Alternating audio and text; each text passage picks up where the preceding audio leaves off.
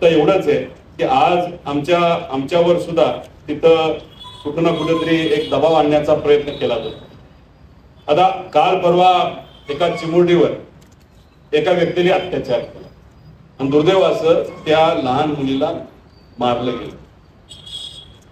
आता ही काय एक घटना होती का?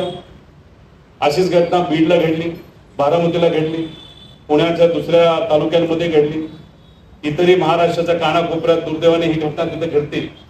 त्यामुळे तो आमदार जेव्हा आई बहिणीबद्दल खालच्या लेवलला जाऊन शिवीगाळ करतो, ही जी विचारसरणी आहे ही अनेकांच्या मनामध्ये त्या ठिकाणी ती आहे आणि ती विचारसरणी कुठं असल्यामुळेच हे कृत्य करायला काही वाटत नाही. अजितदादांचा ऍक्सिडेंट झाल्यानंतर माझ्या मनामध्ये शंका आहे. शंका असू नये का? काय शंका? काही गोष्टी मी मांडल्या, त्याला उत्तर मला तिथे मिळालं नाही. मग शंका असेल तर तिथं आम्ही पोलीस स्टेशनला जाऊन तिथे FIR करण्यासाठी विनंती करणार. आम्ही ती केली. या महाराष्ट्राच्या उपमुख्यमंत्र्यांच्या ऍक्सिडेंट बद्दलचा FIR या महाराष्ट्रामध्ये जर होत नसेल तर सामान्य लोकांना न्याय मिळणार आहे का? त्या लहान मुलीला न्याय मिळणार आहे का?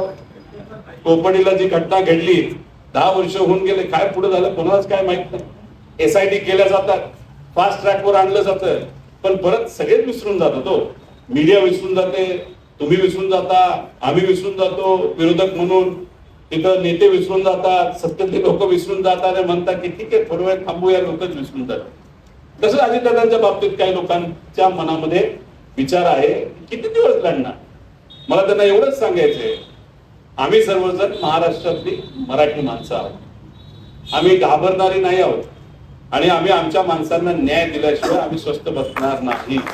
अशाच नवनवीन अपडेट्ससाठी डिजिटल कोल्हापूर चॅनेलला सबस्क्राईब करायला विसरू नका.